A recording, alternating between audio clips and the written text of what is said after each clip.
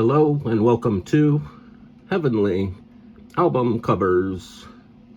And I've been feeling kind of low lately, kind of low and kind of dizzy lately. And I finally went to the emergency room and I was seen by a physician there. He told me I have something called Corvet's 19 disease. Apparently Corvet's 19 came out of a automobile manufacturing plant in China, and I've been wearing a mask to fight the disease, and apparently the symptoms are coughing, sniffling, which I've had, and some dizziness, and the biggest symptom is that the person that is inflicted with Corvet's 19 wants to go out and pay a lot of money for a Corvette and take it off the lot. So that's Corvet's 19. We're going to look at Soupy Sales today. We were going to divide these next four albums into separate days, but decided at the last minute to just do all four albums in one shot. And I've got voluminous notes, 2 pages, I think, chock full of information. I'm going to stick really close to the notes so I don't get confused. And let me get my pointer. We cleaned out the studio here, the garden shed. I hosed it out and rearranged stuff a little bit. It's all clean and nice. So we're all ready to look at Soupy Sales here. That's Soupy Sales. He was a comedian, singer, dancer. He had many TV shows and radio shows. He improvised a lot of his TV comedy, and his shows were like slapstick. He enjoyed throwing pies and getting pies in his face. That was his big shtick.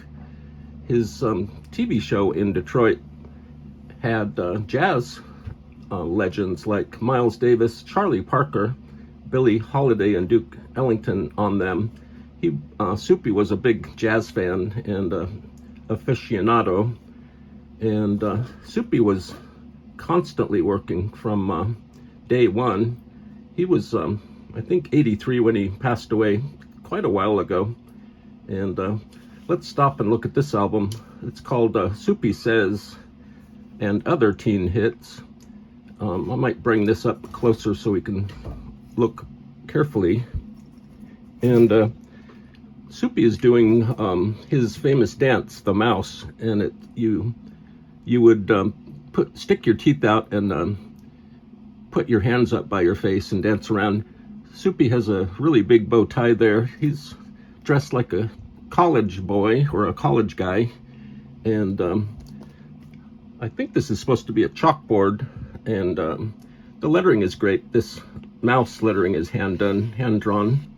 This is on Paramount ABC, and I think this is supposed to be some sort of bulletin board here. And Soupy looks great. He was always smiling. I don't think I've ever seen a picture of Soupy Sales frowning. And there's the back cover. The album was arranged and conducted by Charles Calello.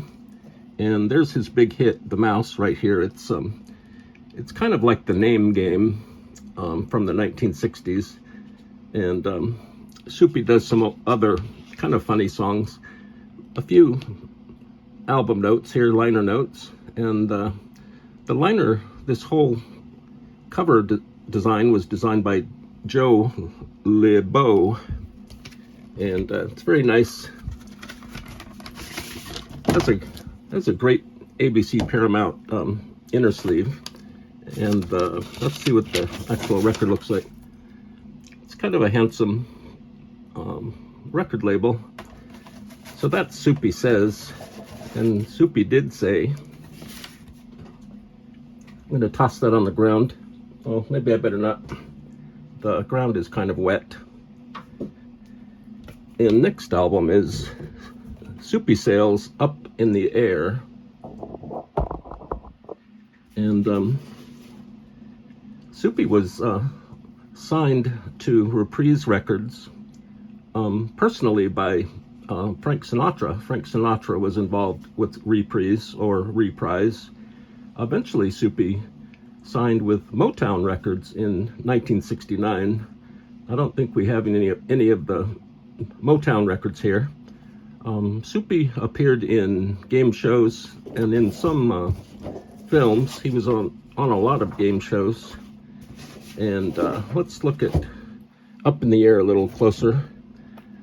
Soupy's wearing his trademark weird hat.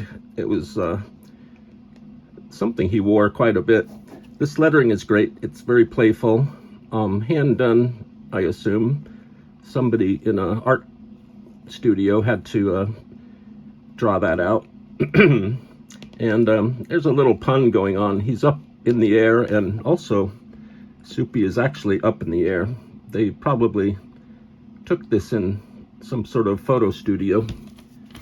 And the flip side has tons of really tightly set liner notes here, and with some real tiny pictures of Soupy going around the top edge.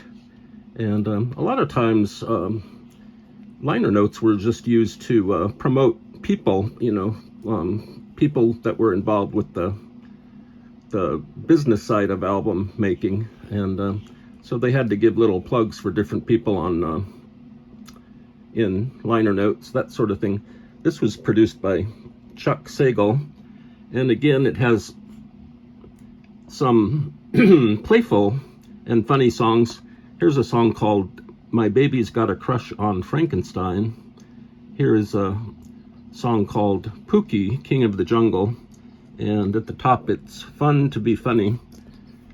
So that's Soupy Sales, Up in the Air, and I won't throw that on the ground. Let's look at this has a Reprise inner sleeve, really nice.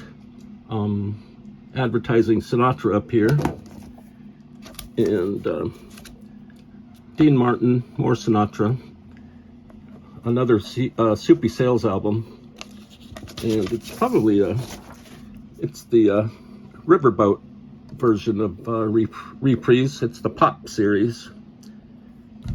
All of these came out in between 64 and 1966 or so. And our third Soupy Sales album, I'm going to have to light this one up because it's a dark photo on the front. And this album is called Spy with a Pie, and I'm not sure exactly what's going on here. Soupy is playing some sort of spy character. He's got a coconut cream pie here, or just a pie with a lot of topping on it. And as we mentioned before, Soupy loved to throw pies and get pies in the face. This looks like it takes place in a dungeon or something. There's his puppet friends here. There is the hand of White Fang. Now,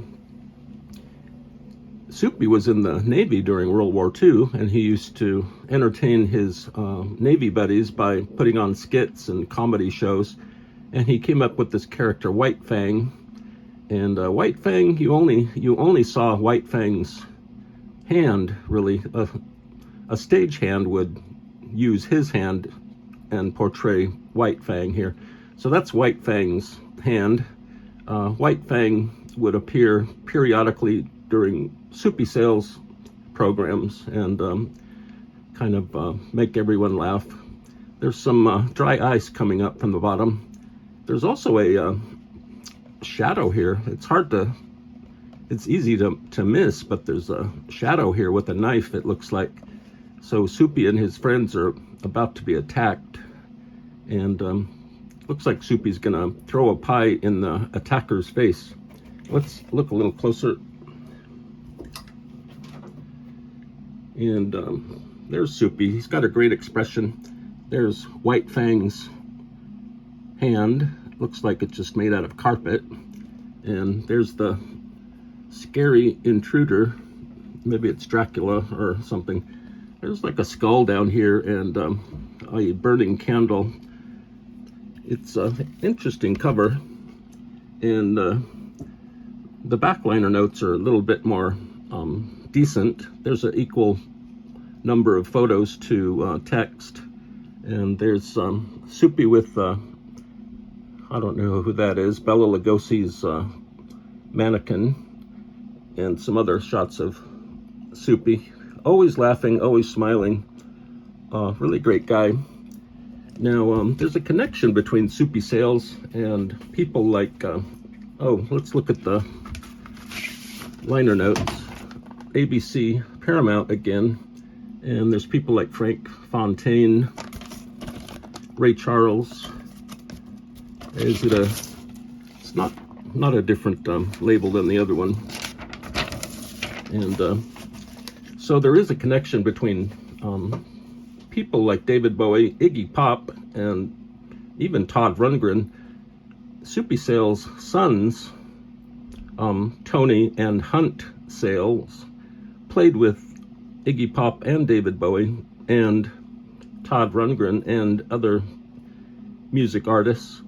And Hunt played drums. Tony plays bass guitar, and they played on Lust for Life, Iggy Pop's album Lust for Life. They provide all that great rhythm on that album, and so there's definitely a strange connection there between Soupy Sales, the dad, and the sons. And I'll plug in some photos in post-production. Our last album is the Soupy Sales Show. By the way, Soupy Sales was born Melton Supman. He was a radio TV host and jazz fan. Ran a kids show 1953 to 1966, known for getting a pie in the face. Had a later 1980s show in New York City. He was called Soup Bone as a child, then it was shortened to Soupy. And so this album is called the Soupy Sales Show. There's White Fang's hand and arm. There's a couple of Soupy's other characters and his folded up trademark hat. Actually, that's White Fang up here. I think this is Black Fang or Brown Fang. The lettering up here is just super great, really hand done, and placed here perfectly. Sometimes it's hard to get type and text placed right, but this has a perfect balance. The text flows down here. You kind of hit this hand here and down to his face and hands. It really moves. Really great cover design-wise. I'm not sure why he has a like a picnic table neckerchief, but he does.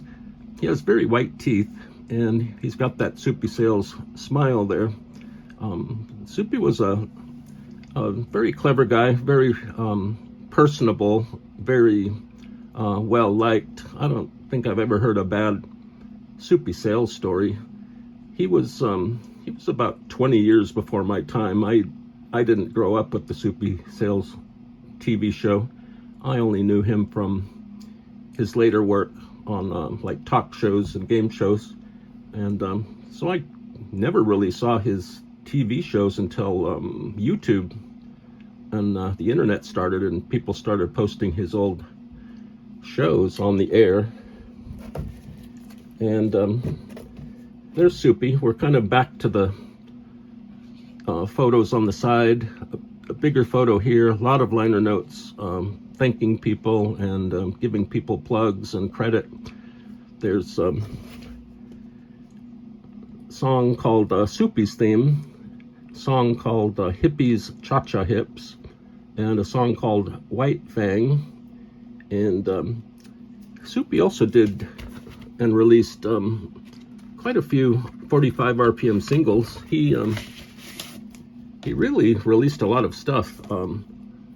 In fact, I don't think I had ever even held or seen a Soupy Sales record up close until I bought these a couple of weeks ago, and I was surprised I had never seen a Soupy Sales album before up close and personal. This has the nice Reprise Pop Series label. I like how the Soupy Sales lettering down here is just perfect. And this has a kind of a blue-black picture reprise inner sleeve with the band and some microphones and stuff. So I think that's it. I've really got to recover from my Corvette's 19 disease. I'm going to wear my mask for the rest of the week. Hopefully I'll get over it and I won't have the tendency to buy a Corvette.